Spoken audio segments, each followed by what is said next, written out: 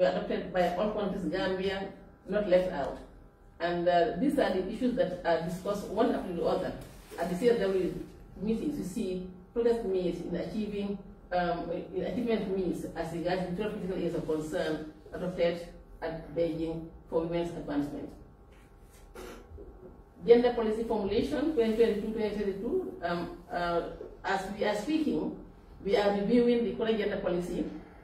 Funding for that is going from the African Development Bank. We just concluded the consultation at the grassroots level, and the consultant will be joining us later on for us to look at the outcome of the consultations, based on which the current policy, which ended last year, in 2020, will be revised, and emerging issues will be included into the new policy, which will start 2022 and end in 2030.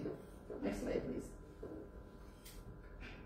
We are also implementing the Kadile Bama initiative. Actually, this is an activity or a project where we are using women's economic empowerment as a strategy to reduce infant and maternal mortality. I started the project when I was with UNFPA before I became minister, and we are still continuing with the project. UNFPA is funding it. We started with a pilot of 14 communities in the Kiangs, and during the 3 years that we piloted, we made a remarkable achievement. We are able to get more men supporting their women into productive health. By that I mean, when women are in labor, men will join into the health facility. Because before, when a woman is in labor, she's accompanied by a frail old woman who can hardly explain anything to the health workers. But then we incorporated the male motivation into the activity. So men became aware of the importance of their involvement in productive health. So when a woman is in labor, she's accompanied with the husband to the health facility. And in that project, we also have a blood donor program.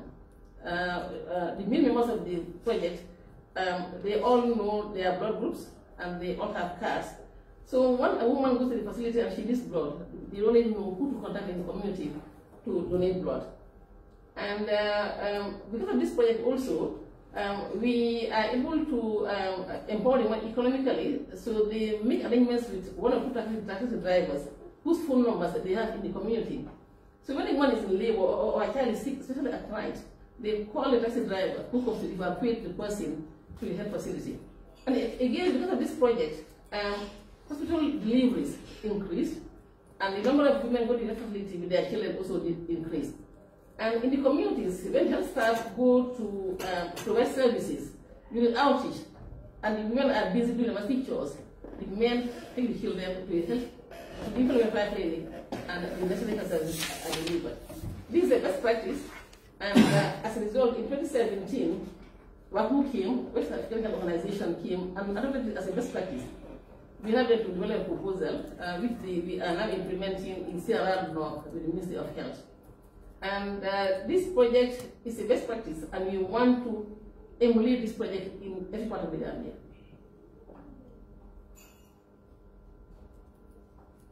We got some funding from UNESCO, and it funded the traditional circumcisions who have dropped the knife. Because in some communities, the TCs, they do this practice because it's a trade. So to make sure that they don't go back to the trade, we give support and train them on an incubating activity of their own choice. So in URR, this very focused this project simply because one of the NGOs, Galcotra, had a lot of the national money in URR not too long ago. So we chose to go to URR so that the ex-circumcisers can be trained on a level skill of their choice, so that they don't go back to circumcising girls and women. And the number of circumcisers were 75.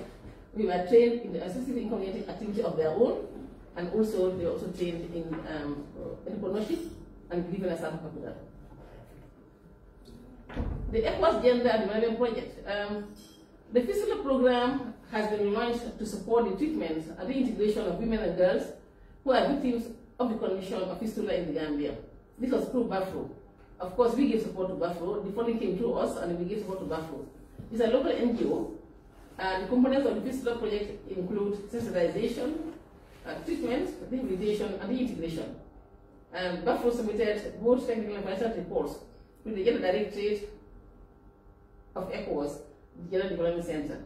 The project assessed over 1,000 patients out of which 85 were repaired, 10 integrated, and 5 underwent repeated soil waste. But as we are speaking, we have also been able to get land in Lower River region, which we are going to use as a government, and we are going to use that as a treatment and rehabilitation center for victims of fistula. And we plan to do the surgeries at the Soma Health Center. In Soma, UNFPA has already the theater with the state-of-the-art equipment, and also provided them with a fully equipped ambulance. So we'll be going to we'll be putting our structure in Masakompo, so that when the operations are done at the Soma Health Center and we will have recovered, we transfer them to the center in Masakompo, where they'll be rehabilitated and they'll be trained in an income activity of their own, and then given some capital seed money to start a business, and then reintegrated into their communities. That way, we can own our own program and not pass it through an NGO or any other partner, as we are doing at the moment. We are passing everything through Buffalo. The Ministry of Gender, okay, that is about the Director of Gender Equality and Women's Empowerment. So now we move on to the Child Protection Directorate. During COVID-19, the Ministry of Gender, Children and Social Welfare facilitated the reintegration of 159 children from Senegal and unified them with their families during the COVID-19 pandemic. The Ministry tools and the Director of Social Welfare and the Psychosocial Support Team conducted assessment of all quarantine and treatment centers during COVID-19 to document the needs of the children. This was followed by providing food, non-food items, and paying materials to these centers at the cost of $615,000 with support from UNICEF to address the needs of children. Again, as part of the COVID-19 response, the Ministry of Gender, Children and Social Welfare, in collaboration with the Institute of Social Reform and Action, ISRA, and Child Environment and Development Association, SIDAC, provided food and sanitary materials support to 15 majlis. There, we are able to reach to 4,000 children in 5 regions in the country. The support includes items such as rice, sugar, oil, soap detergents, and hand washing materials to each majlis. This was funded by PAPEF project at the tune of $1,400,000 Gambian dollars, $1,400,000 and $300 Gambian dollars. Strengthening used to support categories of migrants. The objective of the NRM is to strengthen the institutional, technical, and professional capacities of government and non-government agencies. Case management SOPs. The Ministry of Justice and Social Welfare, including development partners, successfully developed the SOPs manual for the management of vulnerable children. The purpose of this SOPs manual is to help improve the quality and consistency of services countrywide for victims and survivors, and standardize the response to gender-based violence. The device millions of dollars together in the checklist speaks directly to the evidences needed to measure compliance, affirm the government's position, and the goal of all residential care institutions in the Gambia must be to provide temporarily short-term care and to reunify children with their parents or find family-based care alternative within the shortest time possible. This is particularly the case for children aged 0 to 3 years, as the negative impacts of institutional care are especially damaging for these young children. Adoption and foster care. The Adoption and Foster Care Unit under the Director of Children's Affairs is responsible for the facilitation of adoption, foster care, legal custody, legal guardianship, and minors for tribal parents. The unit has successfully registered 78 adoption cases that were successfully processed, 6 foster care cases, 4 cases of legal guardianship have been processed, and 500 children have been issued with traveling clearance in 2021. Juvenile care. The committee comprising of the Ministry of Women, Children and Social Welfare, UNICEF, Ministry of Justice, NALA, Legal Aid, Bar Association, and the Judiciary was set up to grant pardon or bail for children in detention, especially whose crimes are stealing or robbery. These were 2 child convicts that completed their order, and 19 remanded were also subsequently granted bail as a result of the committee's intervention. In addition, 23 adult convicts were granted presidential pardon in an effort to decongest the prison during COVID-19. Before I go to social protection and child welfare, during COVID-19, we got support from UNICEF after the presidential support of sugar, rice, and oil to communities across the country. We got support from UNICEF, during which we supported 1,000 families with vulnerable children in North Bank, CRM, and Lower River region. And we gave rice and oil, in addition, and a monthly allocation of $1,000 for 3 months to those families. And during the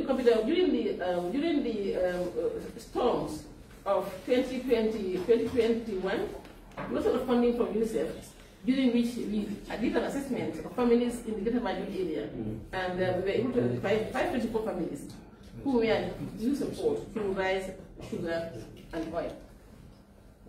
So let's go to social protection. Social protection and welfare. Social safety net project. The Ministry of Gender, Children and Social Welfare deemed it fitting to initiate the social safety net project in collaboration with development partners in 2019.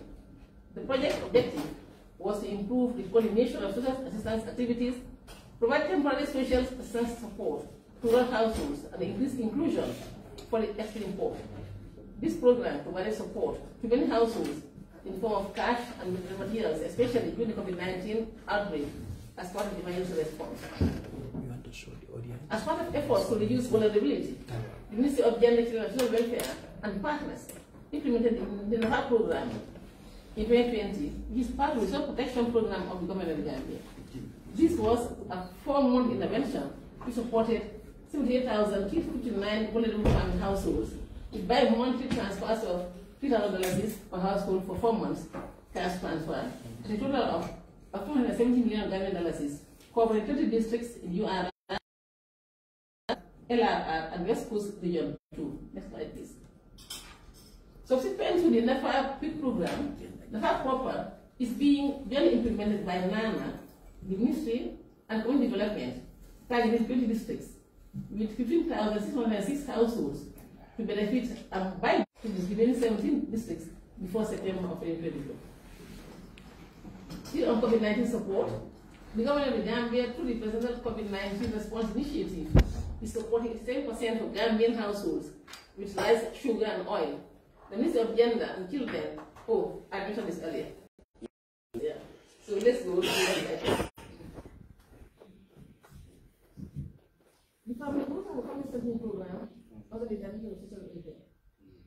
Under this family program, the Ministry provided $75,000 support to 300 vulnerable families to be that we develop action plans and the disability fund and start implementation.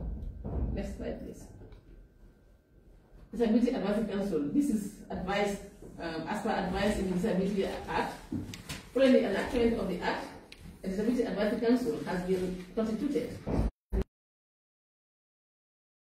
Visually impaired with $50,000, and Gambia Association for the Deaf and Hard of Hearing with $50,000. Nutritional support. The Ministry of Gender, Children and Social Welfare, in collaboration with NANA, has implemented a nutritional project called June 2019. Policy planning and reporting. Capacity need assessment. With the establishment of the ministry, a new ministry to be able to function, we need a strong foundation. I had mentioned earlier that we need a strategy plan. We also need the organogram. For each position in the ministry, wherever you are in the directives, you have a type of reference very clear in the organogram. And we cannot do our work without training. Some more, and then so that we can get more positions approved as per the organogram, so we can get all the staff we need on board. But that notwithstanding, what we've done with the current staff is that we've conducted a staff training assessment and developed a training plan. And we've always started with the staff, all of them out of the country for training. We don't have those resources. So we look for institutions we do training outside the Gambia, and then make sure that we go into an MOU with them. So they'll fly their experts into the country, do the training in Gambia. When you do the training in Gambia, you can train more people at less cost. I've done that before we pay with also African development, but it has worked well. The Minister of Gender, Children and Social Welfare, yes, the training assessment has been done. There's a training plan, and we are going to start the training very soon. But institutional challenges. Although there is a demonstrable political commitment, the money we are getting from government, I think because we are new, but the money we are getting is very small. Most of our programs are funded by development partners. I agree, we have to look at funding ourselves. As regards that, we are developing proposals and looking for funding to implement programs as part of the strategic plan. But the allocation from the government is very small. In 2021, what was allocated to us is 64,675,914. More money from government so that we can increase and be able to develop another strategic plan as we progress. The effectiveness of the national gender machinery largely depends on the technical capacity of the responsive actors. We have seen gender. Where technical capacity is inadequate, the effectiveness of gender machinery begins as key players might not be aware of key factors. Two manuals are important. The training manual on gender-based violence and violence against women for the Gambia Police Force, developed by the Women's Bureau with support from UNFPA, and the Women and the Local Government Manual. The Gambia social welfare sector has a fragmented service delivery system. It is distributed across a wide spectrum involving government and non-government institutions. Programming is characterized by a multitude of schemes with small coverage. Yes. Part of the problem also results in program targeting overlapping population groups. There is inadequate knowledge for physiotherapists, orthopedics technicians, forensic scientists, and occupational therapists, and absence of best practices and nutritional technologies, which affects the prevention, early diagnosis, and early management of socioeconomic factors that contribute to vulnerability. Recommendations. The Ministry is obliged to strengthen the structures of the Directorate of Gender Equality and Women's Empowerment for it to sufficiently deliver quality programs and pursue the national gender equality targets. There is need to invest in gender toolkits targeting both internal and external stakeholders, including gender focal points. The ministry process should be available to guide respective departments. The ministry will encourage the government to provide strategic investments for strategic services and for social change, i.e., setting standards and leveraging resources for partnership programming, capacity strengthening, national child and social protection programs, demonstrated by strategic investments for protective, preventive, and promotive and transformative services, and for social with efficient systems and processes, transparent roadmaps, policies, and budgets, improve sector planning and coordination, improve program quality, learning and documentation, and policy implementation and enforcement. Also, ensure harmonized national legislation, policies, regulation, behavior. Thank you very much.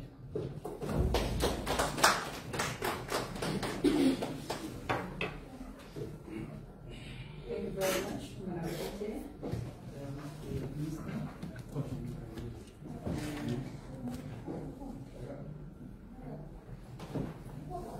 Also, thank you very much for initiating the Bamba initiative, the Abilo Bamba initiative. Congratulations for that. Gender is a very important, gender needs support in all sectors, really, because without support in gender, obviously the country will not go forward. And, you know, with women empowerment, the women of Uganda, definitely I know you're doing your own quota, and I know you will add more, because I'm really pleased with the way you opened and the way you started, and also the presentation. It's very well presented. Congratulations. And we expect you to add more, really, because to me, I felt, to the National Assembly Women Representatives, as you can see, we have a very, very minimal representative in the parliament, and this, I think, together we can work hard to make sure that the presentation is honored. Congratulations and thank you very much. Thank you very much. And also members, the National Assembly members, do you have anything, since it is just a presentation and we can still go through it, view certain things, and then from there we'll be able to work with them and then invite them next time for a clarification. But in case you have anything to ask, you can go on. So maybe we can go ahead to comment back for a very good day. And then this is a ministry that I 100% respect, because I am who I am today because of my mother. He did everything to see me. So this is why, and then all the way when I started work, I have also been giving back to women and children in my community. So I was also not surprised to see elected here, because I also work for Child Fund for almost 5 years, and then I sponsor a lot of children. So I got so much respect in the community. So I know what it means working for this. You earn a lot of respect, and then you earn a lot of blessing. So we will do anything possible to make sure that I support. So I'm even happy when I was even later appointed to be part of this committee, because this year I definitely belong to. I need to give back what my mother gave me, that I am today who I am. We applaud you for that. I can also attest that some of my community members already benefited from this, how to call it? Yeah, the enterprise fund, which definitely it helps me as a politician, which is I benefited it, and some of those things make my job to be easy for me this last presidential election. I don't scare to say it, and that's the truth. I don't. And secondly, I have some questions. What are the modalities your ministries have for this domestic violence? Not only somebody who went through such a abusive and horrendous style from the husband. And I know you did your utmost best. But I think there should be an enforcement from the state that whereby even though the victims, they don't want to come out to defend themselves, the state has to defend them. Their life, their integrity. As a woman needs to be defended. That woman belongs to the society. As the magnitude you see in that picture, definitely still now, by myself still now dealing with the trauma. And anytime I come across with that picture, it stresses my mind. You know, these are some of the things happening in our society. And we call ourselves a Muslim and responsible people. I think there should be proper laws for that. When they come out, they can start from somewhere. I think that also will help them to enhance them, and they can regret what they did, but that will also lead them to have a good, good living status instead of what they were doing or what caused them to be in the prison.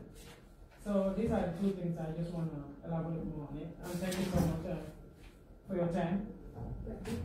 Can I respond? Thank you. Yeah. Thank you very much. There are two laws against violence in the Gambia. The Domestic Violence Act and the Sexual Offences Act. So violence is a crime, punishable in this country. But we have a lot of issues with that. People don't want to come out to report. Before, the problem was more with the police. When you report to the police, they dismiss it as a personal family affair, not an police intervention. But then we worked closely with the police and integrated gender violence into the curriculum of the police training school. Established a training unit, a gender unit, and equipped it. Developed a training manual and trained 30 police officers for the use of the training manual. And then after that, we started training across the country of officers who are already working in the field. And they themselves said that they want us to support them with group panel discussions, live discussions on radio. All of this was funding from UNFPA, where I come from. And the police themselves were doing the panel discussions on radio. And then, because of that, the panel discussions was more on gender-based violence and the role of the police. Because of that, we saw police people now reporting the cases. Before people were not reporting cases. But they report the cases and then they don't come back to the cases. We live in a society. But then I still believe that the mere fact that people are reporting, it means we are making a step in the right direction. Because I tell the police, when they report the cases, go and meet them in their homes and sensitize them. Let them know that this is a crime, punishable by law. That is not important. It's not business, sorry. In the case of the woman, yes, we are all involved. That might be this week, me and you. We are busy calling the police all over. Yeah. Well, then the last time when I called Commissioner Sam, I think the problem is more with the family. Yes, it's still with the family.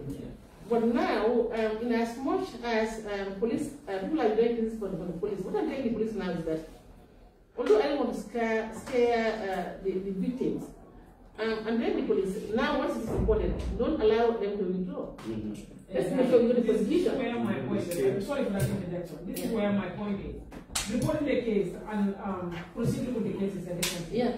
The victims sometimes they go through some family traumatization or family pressure that will warrant them to because the case of this particular woman, now the husband is threatening him in a local format, you know, if you divorce me, you will die.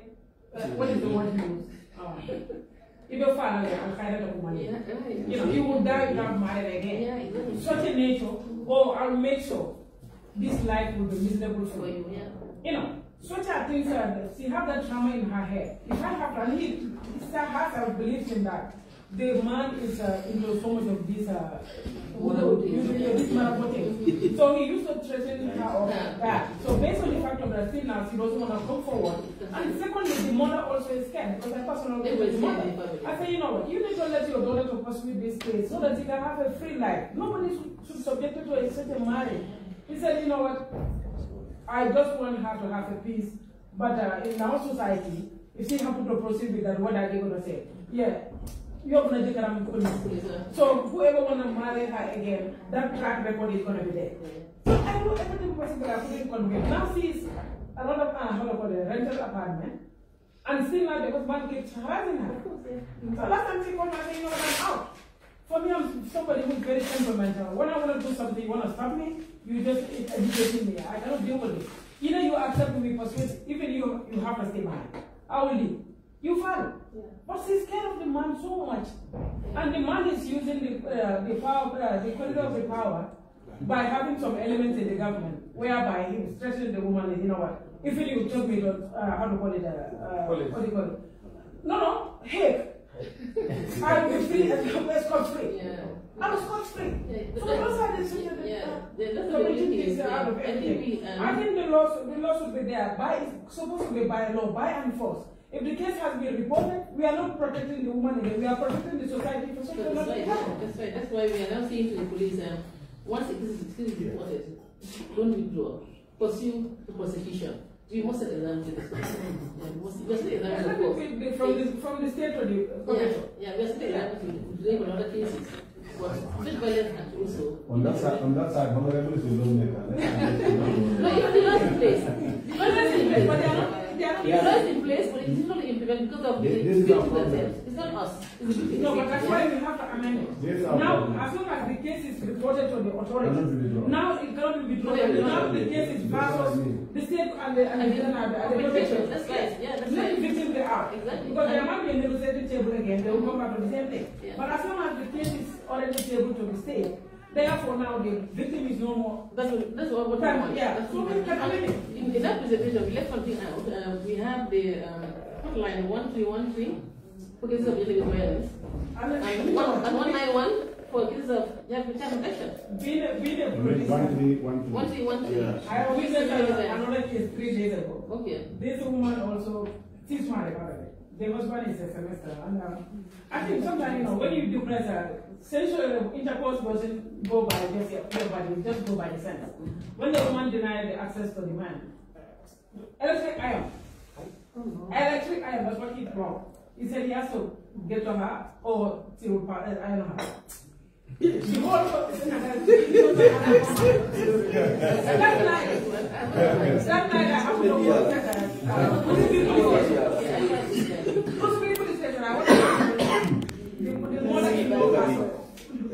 go on me, crying furiously.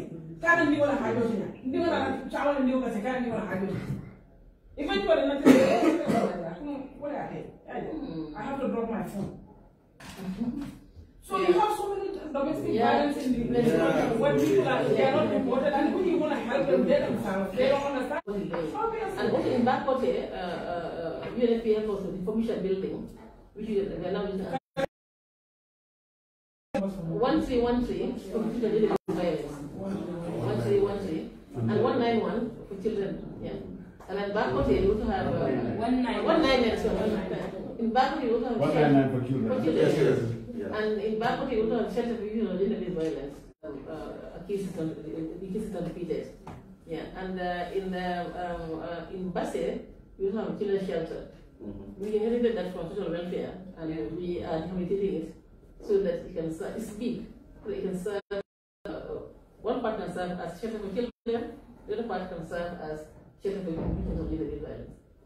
Yeah, we have a lot to do in that area. There's a lot to be done in that area, and now we are trying also to set up special course for victims of gender-based violence, funding from UNFPA, because sometimes what happens is that, yeah, and these are courses that are going to establish across the country, funding from UNFPA, and also trying to set up a forensic lab so that where tests can be done, so that we can know, in case of rape and things like that, you can know who's the paternal father. And where exactly is the office in Bakote? In Bakote, yeah. It's a big place, and one part we have a commercial building, which we are now using as a shelter for gender-based violence. The other part is being used as a shelter for children, and then another part also In the same facility, but they are far apart. So what are you doing? What are you doing about this target for animals again? So I visited the comments on grandmother was or what? Yes. You find these kids, especially in where I come from the village, in the afternoon they come there begging food, they come begging me money. Even before when I was working for Calco. It's a big problem. Later they disappeared, but like they are coming back again. They keep going and coming. When we interview, they disappear, after a while they come again. It's a cross-border issue. And we want to encourage Honorable Minister, and then yes, like I want to add on the side of children on the move, it's a cross-border issue. And right now we want to encourage cross-border initiatives like cross-border collaboration to respond to this issue. And this is why we have a sister ministry in Senegal that we are working with, and we also have our other international NGOs. We work closely with them. Sometimes when they are intercepted in Senegal, they call us in Gambia so that they bring these children back. And normally we receive them at the ministry, the Quranic centers, because it has a religious connotation. But we are ensuring that we do more advocacy in that regard, so that when people are aware and they know some of the dangers that they expose and vulnerabilities that they expose these children to, they can avoid those circumstances. And there was also another question that you asked, like what are we doing with the female prisoners? Most of those who were pardoned, they are minors, but then despite being minors, we still consider them for apprenticeship training. And currently, those who are pardoned, most of them are doing apprenticeships of their choice in various skill centers currently. So currently at the level of the ministry, we are working with UNICEF to ensure the Children and Social Committee. We propose a visit to the victim center in Senegal. So I don't know what is your relationship with those in Senegal.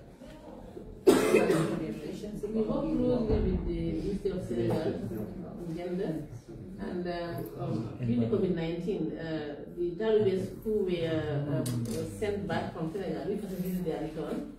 And we work with the Ministry of Health. This is 59. We received them, and the computers were done, and they were quarantined, and then they were ready to visit the families. So when it comes to movement of children, so we work closely with the Ministry of Gender of Senegal, as well as the Ministry of Interior of Senegal. Work closely with them. And also, we have an MOU there. Also, one last question, since today is Friday, and since we all realize the percentage of women losing their lives in terms of delivery at the health centers. It is increasing daily. So I don't know how your ministry is working with the health, because since it has a connection with the health sector. So I don't know how you people are working together to make sure that it decreases. Okay, I made a presentation on the Global Initiative. That is the one in which we use medical empowerment as a strategy to reduce infant and maternal mortality. We are working with the Ministry of Health on that project. We train the women in, because we all know that in most communities, before a woman goes to the health facility, she needs to take permission from the husband or the in-law, or she needs somebody to give her money to go to the health facility. So there are challenges that women encounter at all levels. So we came up with the Capital Mama Initiative, where we train women in income activity of their choice. And then we are not only doing innovation, but we also train women on several reproductive health issues, what foods to eat, what are the signs, danger signs, and everything, and when you should go to report for your first antenatal service. And we also train men, because men involvement here is very important, because we know that we don't have to use maternal health in isolation. So we also train men. So in those communities, we have focal persons in each of the cabilos. That's why we call it Cabilo Initiative. So these are women who go to cabilos, and then once a woman, they know that a woman is pregnant, they give more advice to the woman about reporting and frequent reporting to the health facility. So it's both the men and women who are doing that in the communities. And then so that women, they also discuss the importance of delivery at the health facility. For some reasons why women die in childbirth is because they don't deliver in the health facility, and they don't go there on time. So these women have been trained on all of this. So they do resuscitation all the time in their communities. So they encourage women to go to the facility on time and frequently. And the men also involved. So as a result, when a woman is in labor, there's nothing like too many more for her. No. Once she's in labor, because of the income that they have earned, they save some money. If you want to buy medication, they give you a loan without interest rate. But then if it has to go to, it has to be evacuation, they will call a taxi driver. I know in communities now we have community ambulances, but they're not enough. So they will call the taxi driver who will come quickly, and there's quick groups, and they all have a card. So when this woman gets to the health facility and she gets blood, all they group. So they always know who to contact in the community. The person is called upon and quickly comes, and then blood is provided. So this one area that we are working with the Ministry of Health. And then the project, it was on a pilot, and it has been seen as the best practice. And as I mentioned earlier in my presentation, that we're hooking up to the VNR, and we are going to have a side event to showcase. And after the side event, we are planning also to have bilateral with donors so that we can get more funding to scale it up and expand it all over the country. It's a good initiative, and we really want to make sure that we grow it up and it's cover the whole country. And whether we get funding at the VNR or not. Even the National Assembly members, especially this committee, because this thing is increasing daily. Women are living their lives in terms of delivery at the health centers, and then sometimes they'll be get operated by the from the lab or from the this thing, and they'll say, I feel something in her. And then the next day or the next minute, the woman will be taken out and she will be operated again. At the end, she will lose her life and leave the baby alone. This is serious. So I think we need to work hard on it, and also have a briefing session with the Ministry, Gender, Children and Social Welfare. Can you allow me to suggest something towards the initiative that would not only necessarily for them to be in the hospital at the right time and sensitizing the husbands or the community around them. But I think there's one fundamental thing, one people always oversight is their, how to call it, the iron tablets they've been given to the pregnant woman. Most of them are not taking it because the strong scent of the tablets. Most of them are not taking it because when they take it, they throw out, they will stop them not to take it. And those iron tablets are the ones that will prevent you from not having anemia when you are pregnant. And that anemia also contributes towards when you are giving the treatment, because 75% of the delivery is all about blood. So when you are not taking these iron tablets accordingly, probably when you fall into that category, that's where the disaster comes in. So I think the sensitization also has to center in that this is also part of their life, and this is part of their health condition towards the baby they carry it too. So I think that one also needs to be added to your sensitization, let them know that this is not only. Actually, it is, and it also includes nutrition. Because we all know that green leaves carry African vitamin A. I was talking to some health officer that he told me that fullers are never anemic. Yeah, because they cannot really. They cannot leaf, or green. So they are hardly anemic. But our women are not eating those things. So this is the reason why, even in a sensitization, we press on that. The nutrition value is very important. They always have to put the palm on there, or they have to put the so the iron tablets we promote in our sensitization, and the nutrition also we promote in our sensitization. Yeah, because these are two things which are very key, so that we don't get anemic, and your baby is also born healthy. So we are doing a lot in these areas. What again, attitudes are something else. Very much.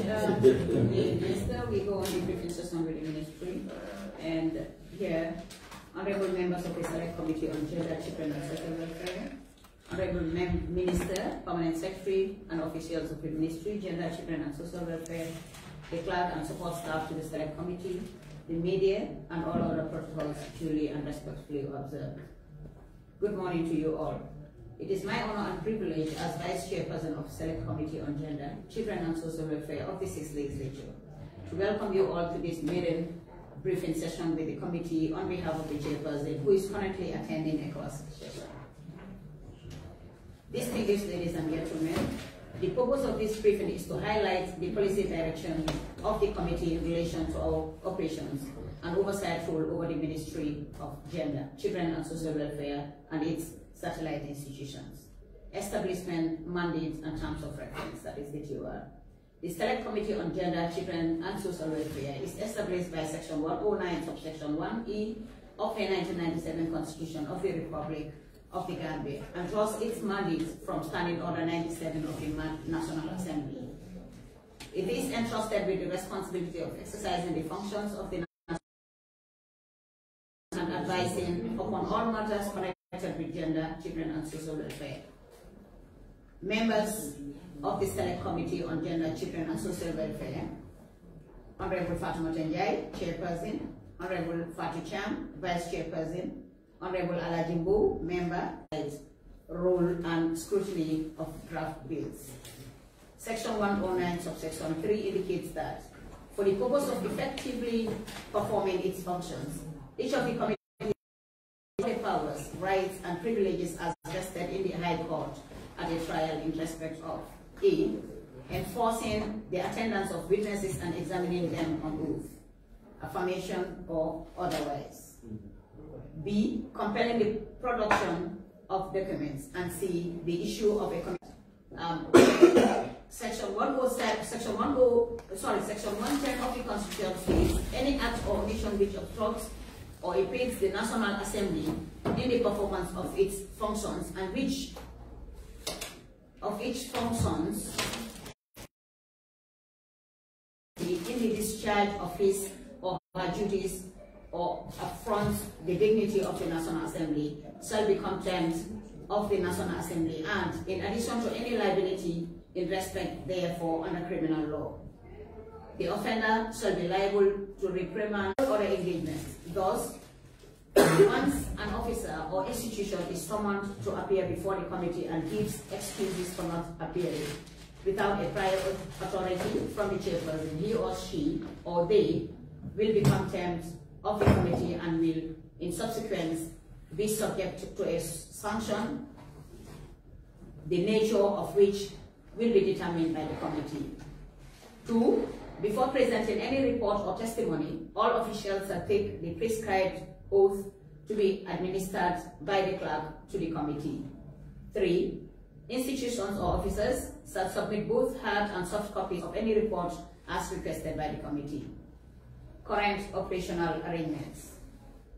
It is against this background that the Select Committee on Gender, Children and Social Welfare of the 6th Legislature convenes this session with the Ministry and all the directorates under its purview to brief on how the committee intends to whose participation and collaboration are indispensable in monitoring the performance of the ministry and to highlight the negative consequences to weak oversight and map out collaboration to enhance successful outcomes in safeguarding respect for the adherence to the fundamental in compliance with procedures and processes which make monitoring and timely intervention to prevent or remedy possible shortcomings.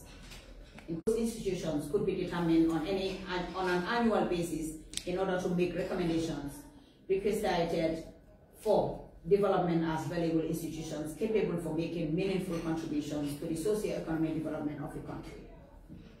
It is important to emphasize such reports or documents shall be scrutinized by the Select Committee on Gender, Children and Social Welfare. We look forward to a fruitful engagement in this legislative time, and I thank you so much for attending this important meeting.